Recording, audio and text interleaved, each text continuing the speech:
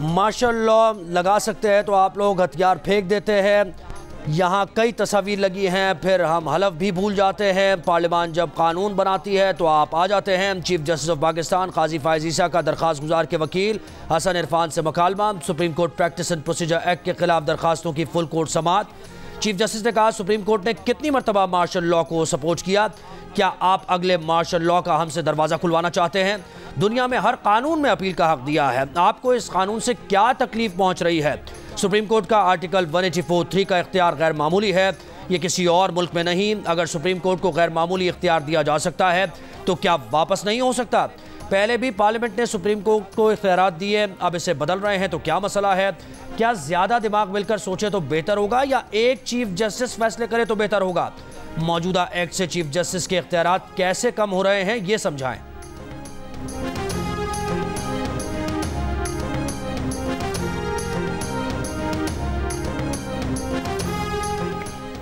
बुनियादी सवाल ये नहीं कि अपील फराहम की जा सकती है या नहीं, बुनियादी सवाल ये है कि उसका तरीक़ाकार क्या हो। जस्टिस एजाजुल एहसन का सवाल, कहा 184 की अपील अगर 185 आर्टिकल में नहीं दी तो ये आइन साजों की मंशा थी। अगर अब ये अपील फराहम करनी है तो इसके लिए आइनी तरमीम करना होगी।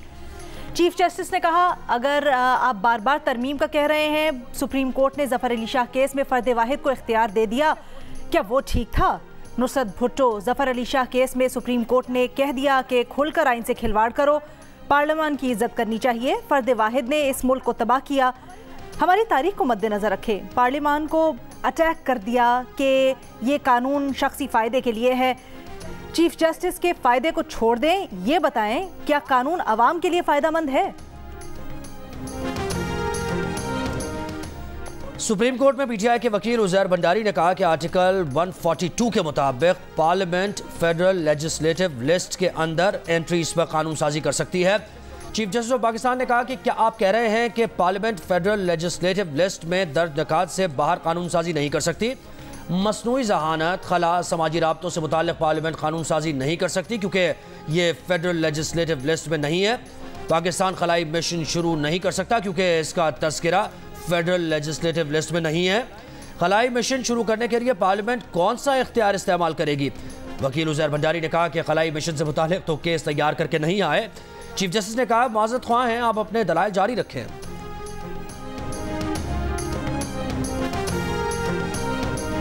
आर्टिकल 184(3) में अपील का हक देने पर जजेस और वकला में दिलचस्प बहस।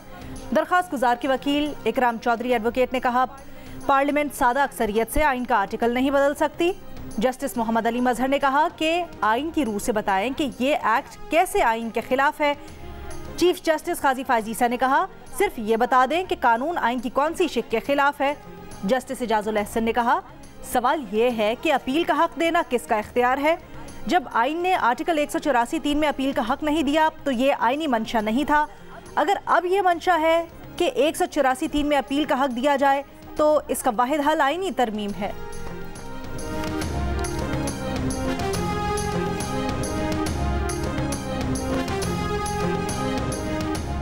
वज़ीर आज़म की ज़ेर सदारत नेशनल एक्शन प्लान पर एपेक्स कमेटी का इजलास। एपेक्स कमेटी का दहशतगर्दी के खिलाफ ज़ीरो टॉलरेंस पॉलिसी जारी रखने और दहशतगर्दी और उनके सहूलतकारों के खिलाफ सख्त कार्रवाई जारी रखने का फैसला।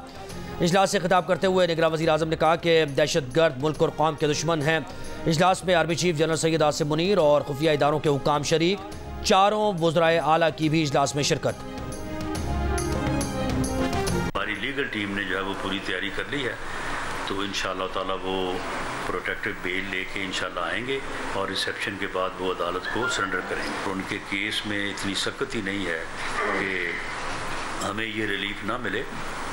ऐसे रिलीफ जो है वो 20 लोगों को इससे पहले मिले हैं, ना वो किसी डील से गए थे और ना ही वो कभी किसी डील के तहत वापस आए हैं। उन्हें धकेला गया था, उन्हें नकाला गया था। नवाज शरीफ इस्तकबाल के बाद हिफाजती जमानत के लिए अदालत में सरेंडर करेंगे। केस के हक़ाइक़ की वजह से उन्हें अदालती रिलीफ मिलेगा। सदर नून लीग पंजाब राना सनाउल्लाह ने कहा, नवाज शरीफ खलाई मखलूक के इशारे पर नहीं आ रहे, न डील से गए थे न डील से आ रहे हैं। नवाज शरीफ को मखसूस हालात पैदा करके बैरून मुल्क निकाला और धकेला गया था। शाहदरा जलसे की वजह से ये नहीं कहा जा सकता कि नून लीग की लाहौर पर गिरफ्त कमज़ोर हो गई। लाहौर पर नून लीग की गिरफ्त मजबूत है। नवाज शरीफ का बयानिया खत्म नहीं हुआ, इस वक्त तरजीह अवामी मसाइल का हल है। फिक्र न करें, वक्त आने पर नवाज शरीफ के खिलाफ कार्रवाई करने वालों से हिसाब बराबर करेंगे।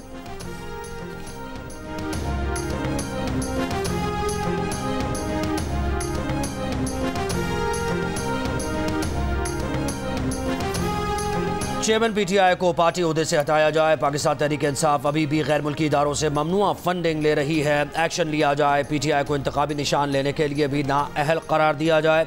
इलेक्शन कमीशन में 3 दरखास्तें दायर कर दी गई। इलेक्शन कमीशन दरखास्तों पर 10 अक्टूबर को इब्तदाई समाअत करेगा।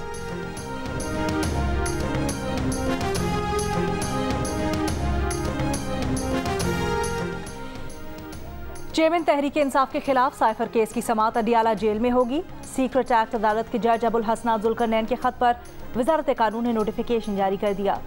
जज ने वजारत कानून को जेल ट्रायल के लिए खत लिखा था। साइफर केस में चेयरमैन तहरीक इंसाफ की पेशी के लिए अदालत ने गुज़श्ता रोज सुपरिटेंडेंट अडियाला जेल को नोटिस जारी किया था।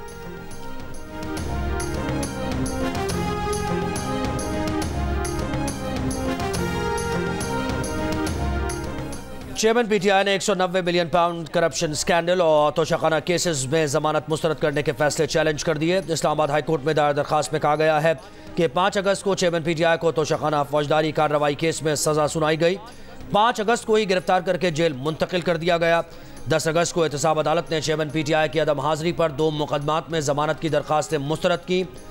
अदालत जमानत मुस्तरद करने के एहतसाब अदालत के 10 अगस्त के फैसले कल अदम करार देते हुए उबूरी जमानत दे।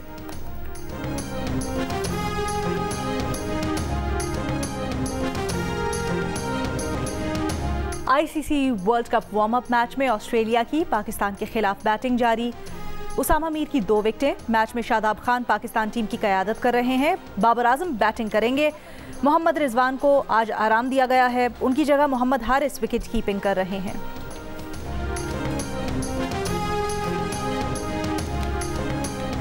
सऊदी सरमायाकारों को राग़िब करने के लिए वफाकी हुकूमत ने रेकोडेक प्रोजेक्ट में अपने शेयर्स की सऊदी अरब को फ़रोख्त पर गौर शुरू कर दिया। सऊदी अरब का भी प्रोजेक्ट का हिस्सा बनने में दिलचस्पी का इजहार।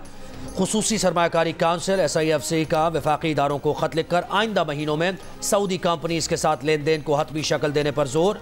नुमाइंदा दी न्यूज़ उमर चीमा की रिपोर्ट के मुताबिक SIFC के एक ओहदेदार ने बताया कि पाकिस्तान चाहता है कि मादनियात की तलाश के लिए सऊदी अरब के पास रेकोडेक में अलहदा ब्लॉक हो, लेकिन सऊदी अरब की दिलचस्पी मौजूदा प्रोजेक्ट में सरमायाकारी में है।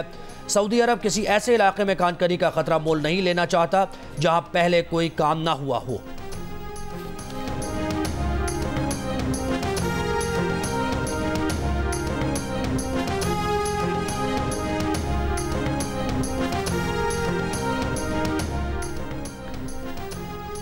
सरकारी मुलाजिमीन को उकसाने के केस में फवाद चौधरी पर फर्द जुर्मायत भी आयद न हो सकी। फवाद चौधरी ने बरियत की दरख्वास्त दायर कर दी। दरख्वास्त में कहा गया है कि उनके खिलाफ मुकदमा सियासी बुनियादों पर बनाया गया। चालान में बुनियादी नौइयत के सबूत भी हासिल नहीं किए जा सके। अदालत बरियत की दरख्वास्त मंजूर करे, फर्द जुर्मायत नहीं हो सकती। अदालत ने फरीकैन को नोटिस जारी करते हुए समाअत 23 अक्टूबर तक मुलतवी कर दी।